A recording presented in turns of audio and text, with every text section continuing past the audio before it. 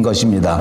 이것을 보고 바리새인은 정말 이상하게 여겼는데, 이렇게 이상하게 여기면서 항의하는 이 바리새인들을 향해서 예수님께서는 말씀하시기를 화 있을진저 너희 바리새인이여, 이렇게 꾸짖으신 겁니다. 바리새인들을 향해서 화가 있다, 이렇게 말씀하신 것입니다.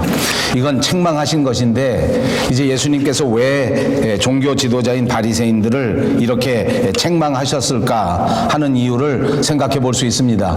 다름 아닌 바리새인들의 신앙생활 때문에, 오늘 바리새인들이 생각하고 있는 그 신앙의 생각 때문에 그것을 책망하시고 그것을 꾸짖으신 것입니다.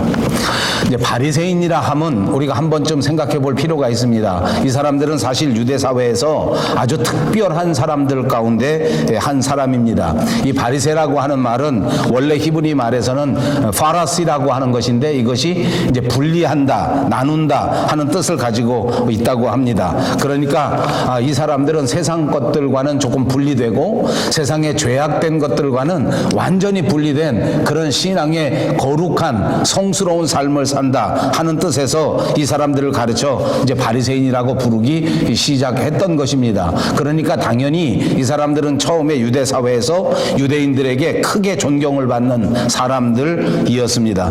이 사람들이 율법을 철저하게 준수하고 하나님의 법은 어찌하든지 하나라도 땅에 버리지 않고 꼭 지켜야 되겠다. 그래서 열심히 특심이 돼서 한 가지를 지키라고 하면 두 가지를 지키고 세 가지를 지켰던 그런 사람들이 아닌가 생각해 볼 수 있습니다. 예컨대 10의 1조를 드리라, 이렇게 말씀하신 명령을 지키기 위해서 단순하게 내 소득의 10의 1조만 드리는 것이 아니라, 하나님께서 분명하게 명령하신 곡물의 10의 1조만 드린 것이 아니라, 오늘 성경에 보니까 곡물뿐만 아니라 우리가 거둬들이는 채소, 이것도 하나님의 은혜로 받은 거니까 여기에도 10의 1조를 내자.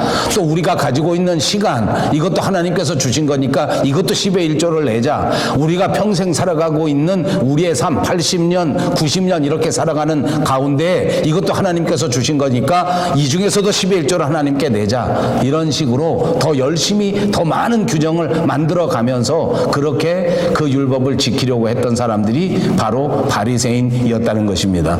저도 어렸을 때 신앙생활 할 때 보니까 간증을 많이 듣게 되는데, 교회 안에서 그런 말을 들은 적이 있습니다. 10의 1조를 내다 보니까 11조만 가지고도 부족하다. 그러니까 10의 1조만 내지 말고 10의 2조를 내자, 10의 3조를 내자, 이렇게 열심히 있는 분들이 제가 어렸을 때 신앙생활 할 때는 있었습니다. 주일날 한 번 교회 가는 것이 너무 이것이 부족하니까 주일날만 가지 말고 수요일도 가고 금요일도 가고, 그것도 모자르니까 매일 아침 새벽마다 가자, 이렇게 열심을 내는 사람들이 있었는데, 아마 이 바리새인들도 처음에는 이렇게 거룩한 열심을 특별하게 냈던 사람이었기 때문에 교회 안에서도 존경을 받고 다른 모든 이 유대인들에게 존경받는 사람이었습니다.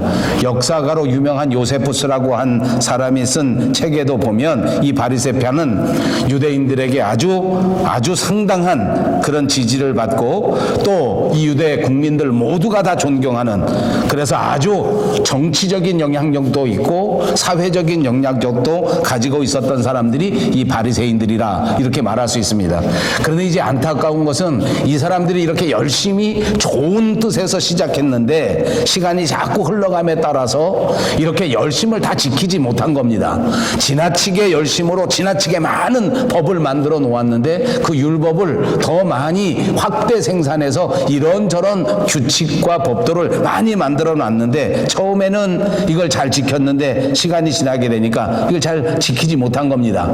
물론 이것을 잘 지켰으면 좋았고, 또 지키지 못했으면 내가 하나님 앞에 다 지키지 못했구나 하고 겸손하게 내려놓았다면 이 바리새인들의 모습이 오늘같이 이렇게 일그러지지 않았을 것인데, 그런데 이 바리새인들이 이 율법은 지키지 못하면서 백성들의 존경을 조금씩 잃어버리게 되니까, 사람들의 신뢰를 조금씩 잃어버리게 되니까, 이제 이 사람들이 이 신뢰를 잃어버리기 싫어서, 사람들 사이에서 인정받는 것을 놓치기가 싫어서 여기서 조금 더 다른, 조금 더 이상한 그런 삶의 태도로 변하게 된 겁니다. 이상하게 이 사람들이 국민의 지도층이 되고 국민의 지도자가 된 것까지는 좋았는데, 그 지도자의 그 자리를 놓치지 않기 위해서 이제 아주 율법적이고 아주 위선적이고 아주 배타적인 그런 지도자가 될 수밖에 없었다는 겁니다. 그러니까 이제 신약 성경의 신약 시대에 와서는 이 바리새인들이 율법도 지키지 못하고 자기가 내세웠던 그 열심도 지키지 못한 채 그럼에도 불구하고 계속해서 그 백성들의 지배자로 지도자로 남고 싶은 그 욕심 때문에 이것이 율법주의가 되고 이것이 권위주의가 되고 그리고 이것이 위선주의가 돼서 오늘 예수님께서 이 바리새인들을 향해서 이 회칠한 무덤과 같은 자들아, 이 망할 수밖에 없는 자들아, 이렇게 엄청난 호된 비판을 받게 된 것이다, 이렇게 말씀드릴 수 있습니다. 지난 주간에 강해했던 것처럼 이 원인을 들여다보면 이 바리새인들의 마음이 어두워지기 시작한 것입니다. 예수님께서 오셔서 생명의 빛을 비추어 주셨는데 이 바리새인들의 마음속에는 처음에는 율법의 열심을 가지고 복음의 열심을 가지고 환한 마음을 가지고 살았었는데 점점 그 마음에 빛을 잃어버린 채 그 어두움이 다가오기 시작하고 영적인 눈이 가리워져서 영적인 눈이 성치 못해져서 이런 문제가 발생한 것이다 하는 것을 우리는 볼 수 있습니다. 그래서 저는 오늘 이 바리새인들이 도대체 무엇을 잘못한 것인가 하는 것을 간단하게 짚어보면서 저와 여러분의 신앙생활 가운데에도 바리새인과 같은 모습이 나타나면 안 되겠다 하는 경각심을 받기를 바라고, 이제는 이 바리새인의 모습을 바라보면서 우리는 정말 하나님께서 기뻐하실 진정한 그리스도인으로 거듭날 수 있는 은혜의 시간이 되시기를 주님의 이름으로 축복합니다. 첫 번째 보니까 이 바리새인은 성경보다 전통을 앞세우게 되어 버렸습니다. 37절에 보니 예수께서 말씀하실 때 한 바리새인이 자기와 함께 점심 잡수시기를 청함으로 들어가 앉으셨다, 이렇게 시작하고 있습니다. 이 말씀은 지난주 강의한 말씀하고 자연스럽게 이루어지는 겁니다. 예수님께서 지적할 때 내 속에 있는 빛이 어둡지 아니한가 보라 한 것이 지난주에 중심 주제였지 않았습니까? 그러니까 이 바리새인들도 자기 스스로의 신앙의 모습, 자기 스스로의 삶의 모습을 한번 깊이 들여다보면서 복음 앞에서, 말씀 앞에서 내가 과연 오늘도 겸손하게 주님의 말씀에 순종하고 있는가 하는 것을 살펴보아서야 한다 하는 것을 한번 생각해 보시기 바랍니다. 참 빛이신 예수님께서 이미 오셨지 않았습니까? 그 예수님께서 우리에게 밝은 진리의 빛을 비춰주시고 계시는데 아직도 내 마음속에는 복음의 기쁨이 없고 말씀의 능력이 나타나지 않는다고 하면 이게 뭐가 문제냐? 사람들 중에는 예수님에게 더 다른 기적을 많이 보여달라, 더 큰 은혜를 더 보여달라, 이렇게 요구하는 사람도 있지만 예수님이 지난 주간 말씀하실 때 그게 아니고 이 빛이 이미 예수님께서 이 땅에 오셔서 참 진리의 말씀을 주셨는데 그 말씀을 듣고도 깨달음이 없다고 하면 스스로 내게 빛이 들어오지 않는 거 아닌가, 스스로 내 눈이 잘못되어 이 빛을 판단하지 못하고 있는 거 아닌가, 한번 내 속에 있는 빛이 어둡지 않은가 스스로 살펴보라 하셨던 말씀을 지난주에 주셨습니다. 그렇습니다. 분명히 빛에는 문제가 없었습니다. 예수님은 이미 우리에게 오셔서 빛을 밝게 비추어 주시고 진리의 말씀을 우리에게 베풀어 주셨을 뿐만 아니라 아픈 환자들을 고쳐주고 인생이 해결할 수 없는 그런 어려운 문제마저도 창조주 되신 예수님의 능력으로 우리에게 완전히 해결되는 것들을 많이 보여주시지 않았습니까? 기적을 베푸시고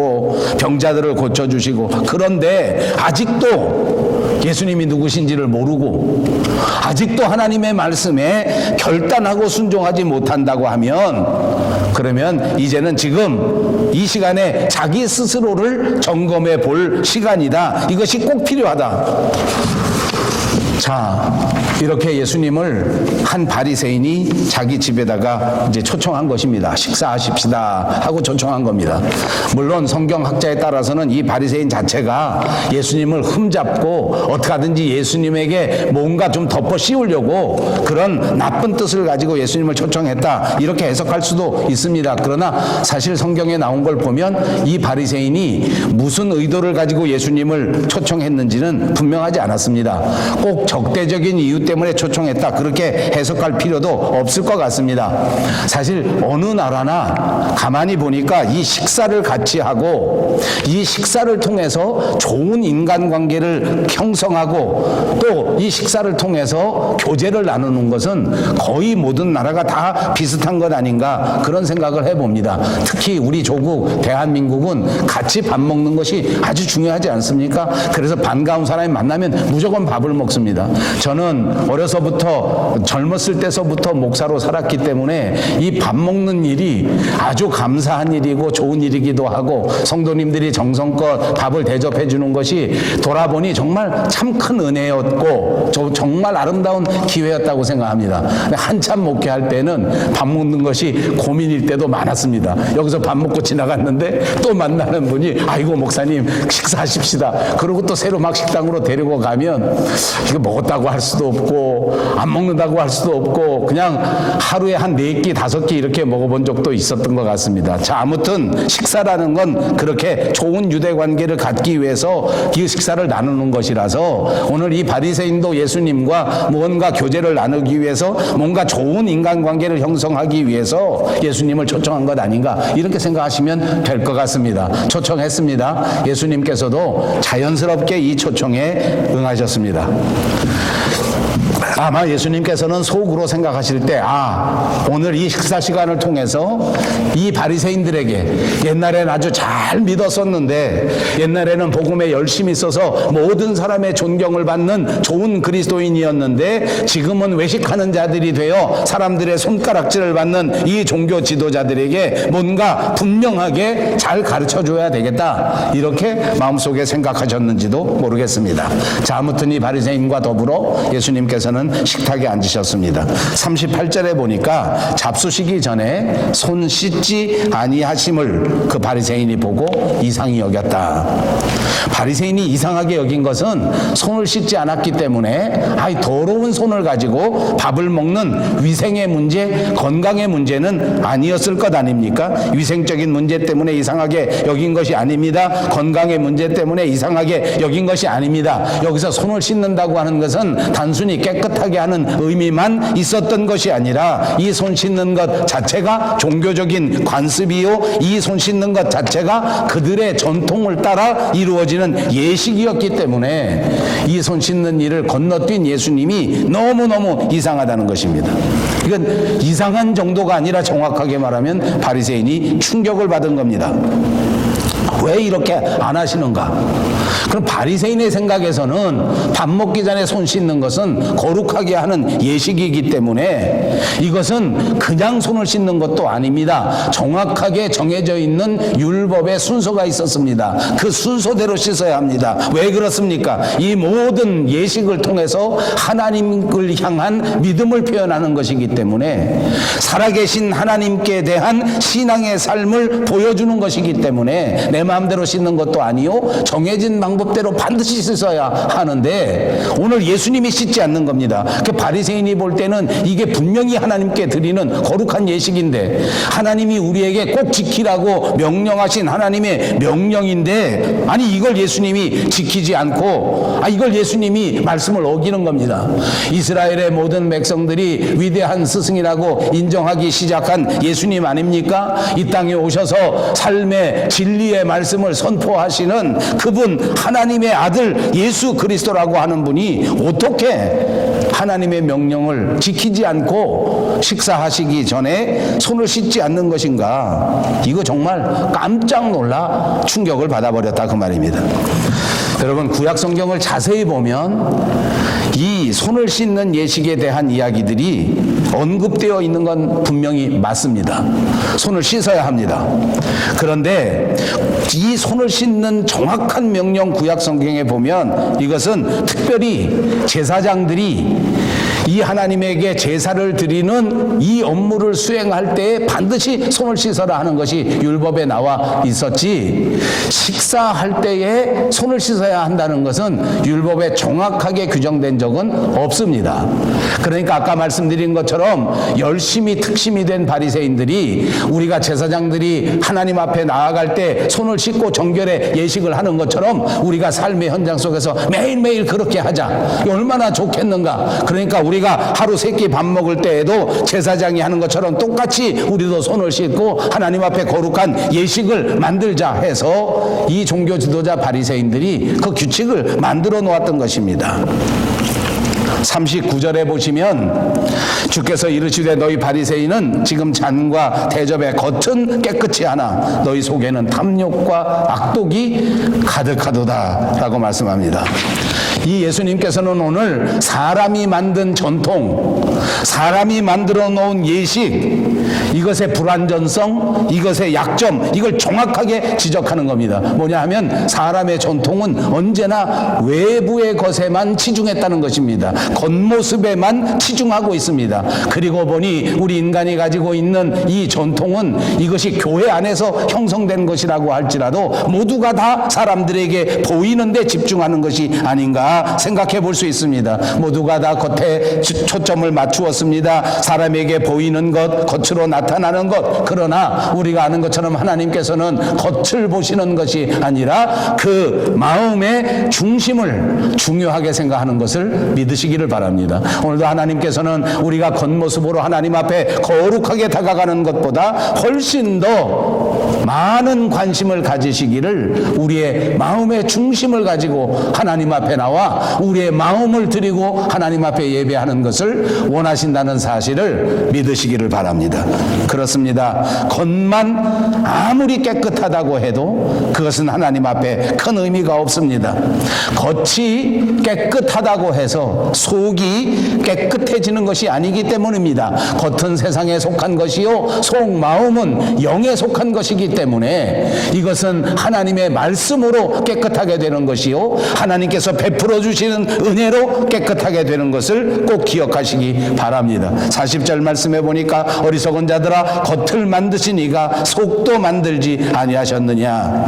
하나님이 만드셨습니다. 우리의 육체를 만드셨고 우리의 겉모습을 만드셨습니다. 그리고 하나님께서는 우리의 마음을 만드셨고 우리의 속사람도 만드신 줄로 믿습니다. 그래서 하나님께서는 우리가 겉사람이 겉으로만 하나님 앞에 순종하는 것을 원하시는 것이 아니라 우리의 마음의 중심에서 속사람이 하나님 앞에 순종하는 것을 원하신다고 가르쳐 주셨습니다. 그러므로 예수님의 눈에 볼 때 이 바리새인들은 열심히 특심이 된 것은 있었지만 겉으로는 신앙생활을 흉잡을 수 없을 만큼 잘했지만은, 그러나 예수님의 눈에는 이 바리새인들이 어리석은 자들이었습니다. 잘 아는 여러분, 저와 여러분이 하나님 앞에 신앙생활 할 때에 우리 자신의 모습을 돌아보시면서 마지막 주님 앞에 섰을 때 잘했다, 수고했다, 충성된 종아라는 말을 들으셔야지 주님 앞에 섰는데 어리석은 자들이라 라는 말을 들으면 되겠습니까?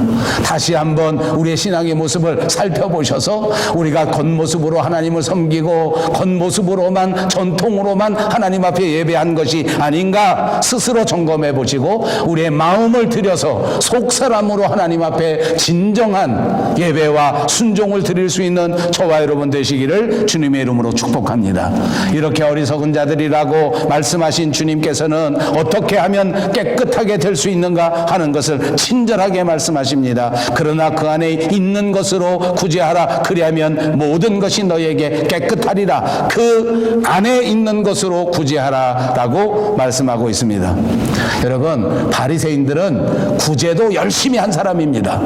바리새인이 구제를 안 한 사람들이 아닙니다. 그래서 예수님께서는 이 바리새인들한테 말할 때 그 안에 있는 것으로 구제하라 라고 라고 말씀하신 것입니다. 그들은 겉으로 열심히 구제했습니다. 남들이 보는 데에는 모범적으로 신앙생활을 했습니다. 그런데 예수님은 지적하시기를 그 안에 있는 것으로 구제하라 라고 말씀한 것입니다. 마음으로 구제하라는 말씀입니다. 여러분, 여기서 어리석은 자의 모습은 예수님께서 지적하시는 눈이 어두운 자의 모습입니다.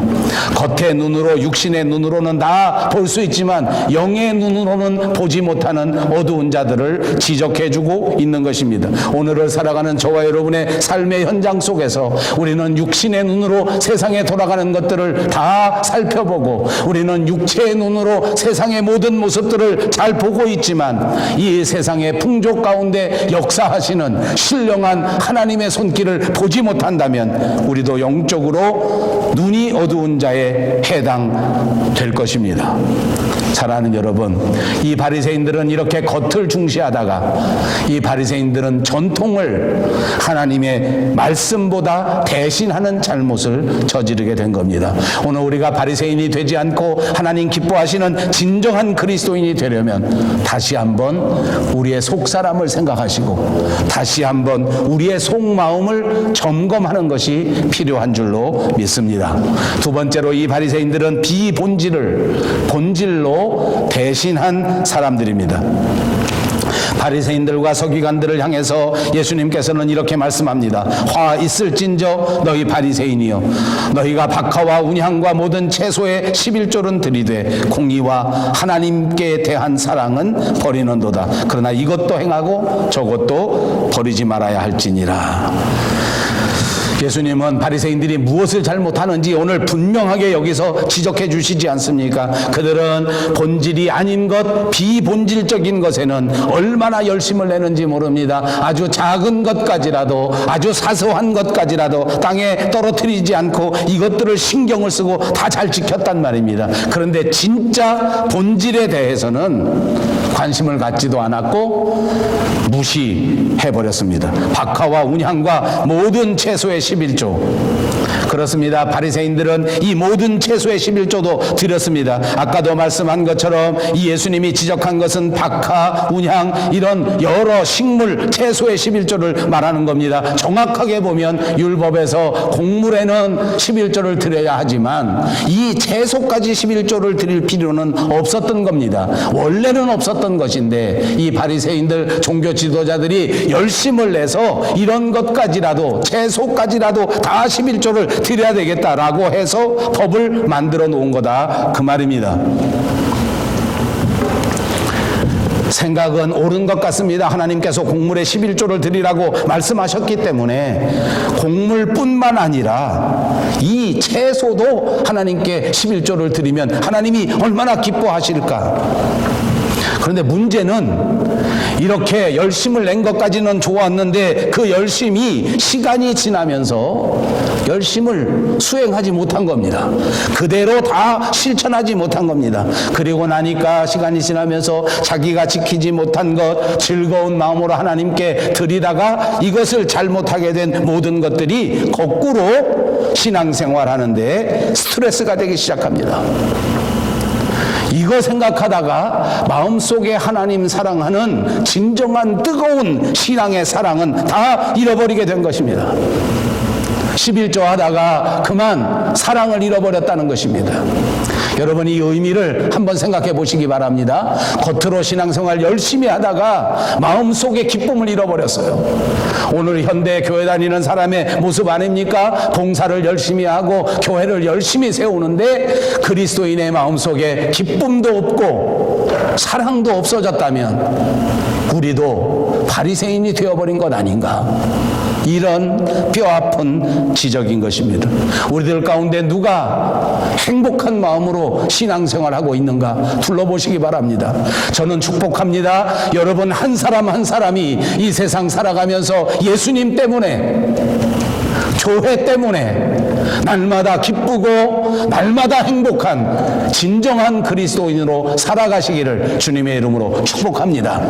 바리새인이 그랬습니다. 마음속에 얼마든지 행복하게 기쁘게 살아갈 수 있었는데 예수님 때문에 이 험한 세상을 능히 극복하고 살 수 있는 그리스도인이었는데 율법 지키다가, 다른 것도 아니고 율법 지키다가 11조 내다가 마음의 부담을 느끼고 기쁨을 잃어버린다면 이것이 본질을 잃어버리고 비본질에 충성하는 것입니다.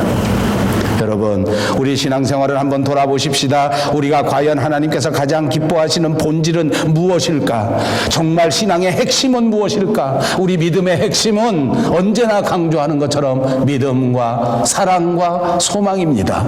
내 마음속에 믿음이 있다면 여러분 지금 하나님이 가장 기뻐하실 것입니다. 여러분의 마음속에 사랑이 넘쳐난다면 하나님께서 지금도 여러분을 칭찬하실 것입니다. 여러분의 삶의 현장 속에 하나님의 나라를 향한 소망이 넘쳐나시기를 주님의 이름으로 축복합니다. 그것이 하나님이 가장 기뻐하시는 아름다운 신앙의 열매이기 때문입니다. 교회는 잘 다니지만 11조는 잘하지만 책임은 다 감당하지만 봉사도 열심히 하지만 마음속에 믿음과 사랑과 소망을 잃어버렸다면 그것이 영적으로 눈이 어두운 자의 모습이요, 그것이 오늘 바리새인의 모습입니다. 혹시 우리에게 이런 바리새인의 모습이 있다고 하면 오늘 깨끗이 탈탈 털어서 던져버릴 수 있는 결단이 저와 여러분에게 있으시기를 바랍니다. 세 번째로 바리새인은 사람이 하나님을 대신한 사람들이었습니다. 43절에 보니 화 있을진저 너희 바리새인이요 너희가 회당의 높은 자리와 시장에서 문안받는 것을 기뻐하는도다 라고 지적하십니다.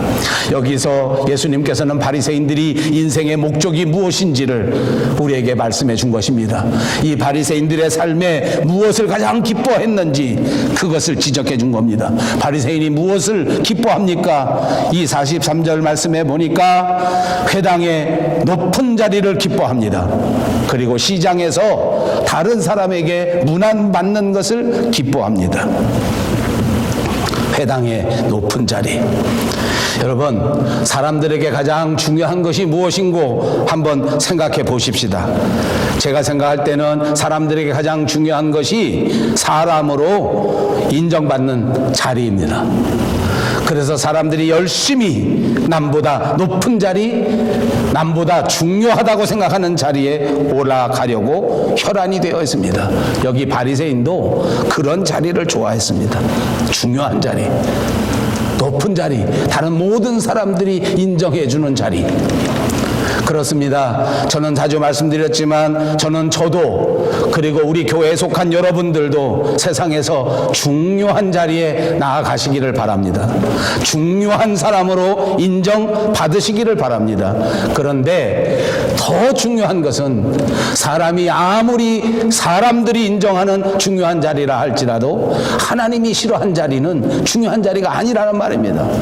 제가 여러분들이 올라가시기를 바란다는 중요한 자리는 하나님께서도 기뻐하시는, 하나님께서도 인정하시는 중요한 자리를 말씀드리고 있는 것입니다. 하나님께서 인정하시는 삶이 가장 복된 삶이요, 가장 의미 있는 삶입니다. 그리고는 시장에서 다른 사람에게 문안받는 것을 좋아합니다. 그렇습니다. 문안은 무엇입니까? 인사하는 것을 말하는 것 아닙니까? 인사는 정말 중요한 의미가 있습니다. 기본적으로 생각해 보니까 인사는 어떤 특징이 있는고 하니 낮은 사람이 높은 사람에게 인사하는 특징을 가졌습니다.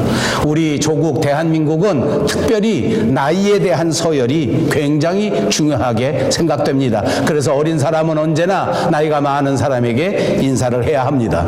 요즘 우리에게 더 벌어지고 있는 큰 문제가 무엇인고 하니 서양식으로 사람이 바뀌다 보니까 나이만 가지고는 인사를 하지 않습니다. 요즘 젊은 사람들은 나이 먹은 사람들에게 잘 인사하지 않습니다. 그래서 나이가 좀 드신 분들은 젊은 사람들이 인사하지 않는 것을 보고 몹시 못마땅하게 생각합니다. 저희 교회 안에서도 가끔 이야기를 나누면 그런 이야기들이 등장할 때가 있습니다. 저도 이제 점점 나이가 좀 들어지니까 보니까 그런 느낌을 받습니다. 젊은 목사님들이, 젊은 전도사님들이 인사 안 하는 사람들이 많이 늘어났습니다. 인사를 잘 안 합니다. 서양 사람들도 보니까 옛날에는 제가 서양 사람 인사 잘하는 줄 알았어요. 미국 사람이나 캐나다 사람들 얼마나 인사를 잘하는지 만나면 인사를 잘하더니 제가 이민 와서 살아보니까 서양 사람도 인사를 안 해요. 얼마나 안 하는지 몰라요. 제 아들이 교회 목사입니다. 제가 한번 제 아들 심호하는 교회 가보았습니다. 가보니까 사무실 이렇게 쭉 붙었어요. 제 아이가 일하는 사무실 있고 옆에 보니까 부목사님들이 쫙 일을 해요. 제가 들어갔는데 그 옆에 방에 있는 부목사님들이 인사를 안 해요. 그 되게 이상하더라고요. 오늘 내내 이상해. 제가 제 아내한테 물어봤어요. 아니 저놈은 뭐야? 왜 인사를 안 하지? 인사를 안 해요. 안 하더라고요. 그 외국 사람이 인사 안 하는 것도 못마땅한데 한국 사람이, 젊은 사람이 인사 안 하면 좋지 않습니다. 나이가 어린 사람은 나이가 많은 사람에게 인사하는 게 좋은 문화라고 생각합니다. 앞으로도 영영토록 없어지지 않기를 바랍니다. 여러분 교회 안에서 나보다 나이 많은 사람을 만나면 무조건 인사하는 것이 좋은 문화입니다. 무조건 인사하십시오. 아멘. 아버지. 아버지. 나이만 가지고 그러는 것이 아닙니다. 사회적인 지위를 놓고 봐도 인사하는 사람은 낮은 사람이 높은 사람에게 인사하지 않습니까? 권력도 마찬가지입니다. 권력이 높은 사람은 언제나 이렇게 하고 다니고 권력이 낮은 사람은 이렇게 하고 다닌답니다. 제가 한국에서 오는 뉴스를 바라보니까 한국에 있던 어떤 사람이 이런저런 못된 짓들을 많이 저질렀다는 혐의를 받고 무슨 다른 사람들에게 잘못된 권한을 행사했다 하는데 그 사람을 막 비난하면서 하는 말이 평상시의 삶의 모습에 보면 이렇게 피고 다닌답니다. 누구를 만나도 이렇게 하고 다닌대요. 자기 직급도 높지 않은데 높은 사람을 만나도 이렇게 다녀요. 왜? 만나는 사람마다 다 인사를 한다는 것입니다. 자, 바리새인들이 그랬습니다. 무조건 사람들을 만나면 인사 받으려고 이렇게 하고 살았던 것 같습니다. 그들은 사람에게 인사받으려고 사람들 많이 모이는 데를 일부러 다니는 거예요.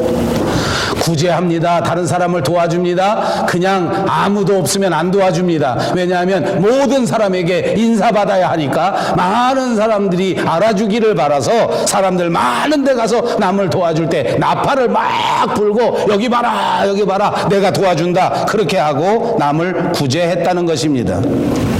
기도할 때도 그냥 기도하지 않습니다. 사람 많이 모이는 시장 같은 데 가서 한가운데 서가지고 소리를 지르면서 나는 기도한다, 나는 금식한다 이렇게 사람에게 보이려고 기도했단 말입니다. 금식할 때도 그랬습니다. 가만히 금식하면 다른 사람이 모를 수 있으니까 얼굴에다 금식한다고 다 쓰고 다녔다는 겁니다. 어떻게 썼는지 아십니까? 불쌍하게 보이게 썼다는 겁니다. 여러분, 사람들의 반응을 살피는 일도 중요합니다. 그러나 우리 그리스도인들이 더 중요하게 생각해야 할 것은 하나님께서 나를 어떻게 보실까?